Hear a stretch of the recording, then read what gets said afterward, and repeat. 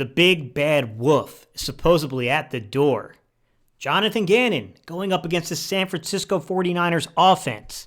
This is an opportunity to cement your legacy in Philadelphia for JG. Let's get into it, everybody. What's up, Cerebral Football fans? My name is Steven Hyder. This is Gate City Sports Channel. Man, today's topic is really going to be about the matchup. We're going to talk about the opportunity that is going to be presented to Jonathan Gannon to cement his legacy. The fact that he has got a very, very good offensive football team walking in to Lincoln Financial Field. It's not every day that your opponent, when you look across, has CMC at the running back position. It has Deebo Samuel out there. It's got Brandon Ayuk out there on the edges. It's got George Kittle in as a tight end. Kyle Juszczyk kind of playing that H-back fullback role for them. Elijah Mitchell factors into their running game, right? Juwan Jennings is kind of their third receiver, if you will. This team is loaded.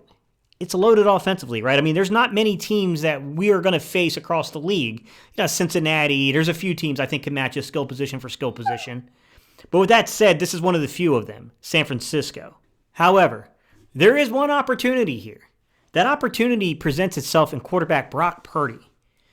Hey, I'm just going to call a spade a spade. Brock Purdy has played pretty good and pretty productive football.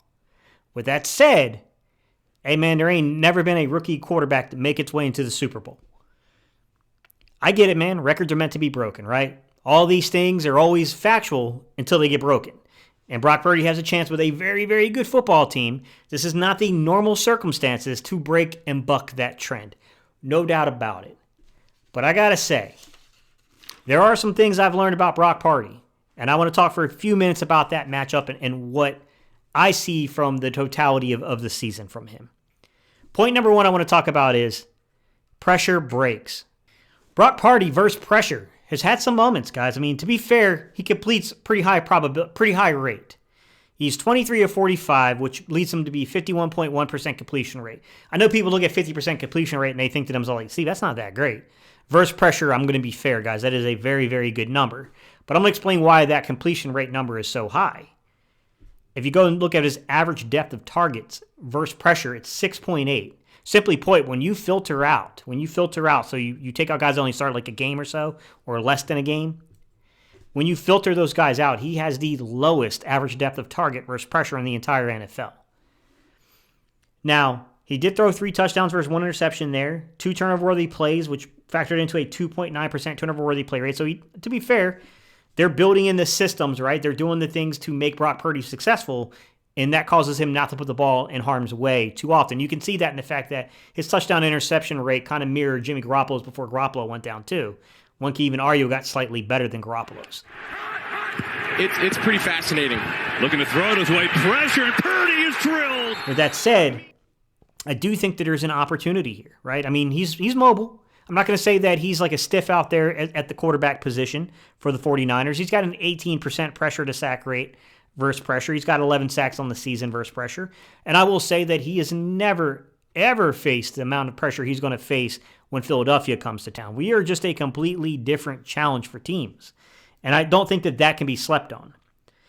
In addition to that, when you look at something like third down, like what's his third down production look like? Well, the one thing I will say that it shows definitively about his third down production is that he will throw the ball short of the sticks, right? They will push the ball laterally and they will dump it off, okay?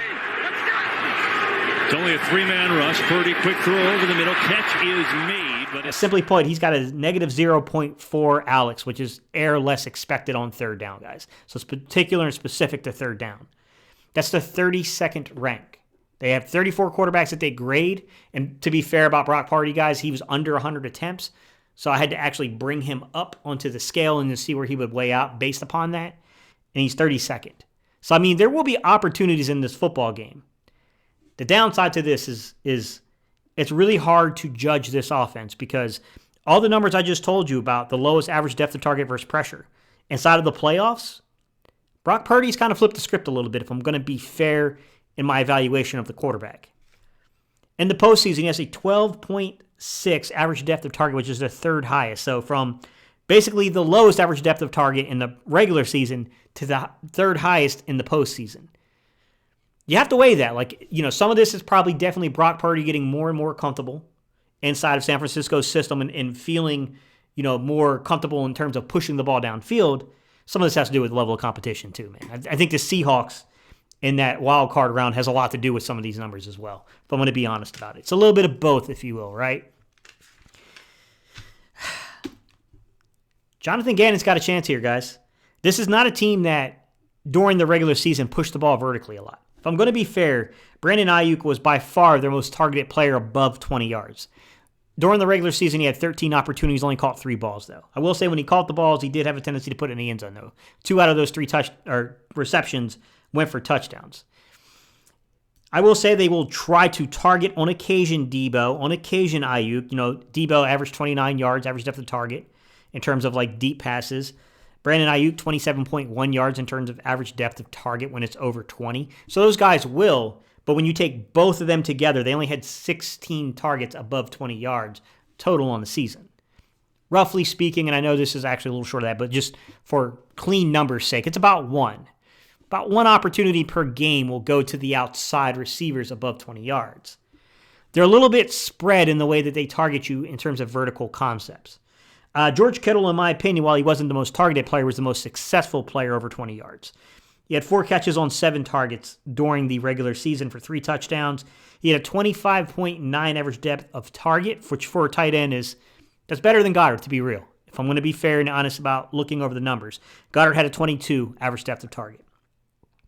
And he had a 23 yards per route run. So that means that when you factored in the amount of routes he ran versus the receptions he had above 20 yards, he was very, very productive.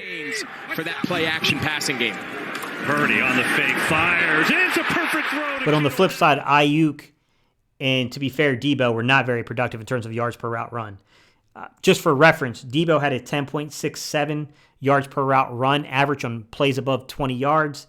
Brandon Ayuk had a 7.15 yard per route run in terms of production above 20 yards. If you compare that to the outside threats on the Philadelphia Eagles, it is a far different scale of things going on here. A.J. Brown, 29 targets on the season, above 20 yards, 13 receptions, 7 touchdowns, 31.7 average depth of target, 18.93 yards per route run. Very productive. Devontae, 19 targets above 20 yards, 8 receptions, 2 touchdowns, 28.6 average depth of target, and then a 14.11 yards per route run in terms of the marker, the productivity marker. Hurts, deep ball, Devontae Smith looking for separation. Was he inbound? Quez also adds to that. He had 11 targets on the season above 20 yards, 4 receptions, 3 touchdowns, a 30.1 average depth of target, and a 14.09 yards per route run. As I analyze this football team in the 49ers, what I see is a team that tries to manipulate your eye discipline. They try to manipulate your gaps. They will run outside tackle. They will run zone stretch. They will push the ball a little bit horizontally, man, more so than vertically. They're going to challenge you to tackle. We must be disciplined and we must wrap up and tackle in this game or it can turn into a nightmare for the Eagles defense quickly. This is a rookie quarterback back there. Mr. Irrelevant. Last pick in the 2022 NFL Draft. The team around him is very, very good. Stupidly good. One of the few teams that can really challenge the Eagles player for player offensively. I honestly think when you get a rookie quarterback like this, with a roster this talented around him, if you're Jonathan Gannon, you got to seize your opportunity. This is your moment. This is your moment to capture here. You can beat this guy, but you better have your team disciplined. Now, the plays above 20 yards is a little weird just because, like, during the postseason, like, for example, Ayuk on this regular season only had 13 attempts above 20 yards, but in 2 games in the postseason, he's had, like, 5. So, I mean, there's definitely some differences, but I think some of that has to do with the level of competition. I don't know how worried I would be. Like, Ayuk is fast, and Ayuk can beat you. Debo can beat you, no doubt about it. But I don't know how much I would be concerned with playing too high just to keep them from getting over top of me. Me knowing Gannon, he's going to do it. He's going to play too high, guys. It's the function, it's just the way he plays his system. It's how his system works. But I do think there is an argument to be made that in this particular game, I think it's smarter to make sure that you're not leaving what they call mofo open, middle of the field open. Making sure you're stopping those in-breaking routes because they love to hit you with Ayuk and Debo on over routes. They love to hit you with in-breaking routes when it comes to like Debo. They love to hit you definitely with in-breaking routes when it comes to Kittle. I would be very, very mindful of the middle of the field versus this football team. And then you have to watch out for CMC. You have to watch out for this run game. You have to watch out for the dump-offs, man, because CMC factors into their equation if you're looking at over plays above 20 yards. Like I said, they're a little bit more of a scatter shot, right? It's kind of a by committee approach to their production above 20 yards, where the Eagles, like AJ, Devontae, and Quez, these wide receivers just get vertical on you. So it's going to be an interesting matchup, guys. I'm going to say it once again. I do think this is an opportunity. This is one opportunity. You can't just beat the 49ers and think your legacy is cemented, but it is an opportunity to work towards cementing your legacy here as a defensive coordinator in Philadelphia for Jonathan Gannon. All right, guys, let me know your thoughts down below. What do you think? These are the numbers, guys. This is more of an on-time, in-schedule, rhythm-based offense that tries to test your eye discipline, tries to stretch you a little bit horizontally. It's going to force you to tackle. You need to come up and actually tackle well in this game. That's my read of looking at this team, both from the analytics on their play and the film study on their play. All right, y'all. Let me know what you think in the comments down below. Fly, Eagles, fly.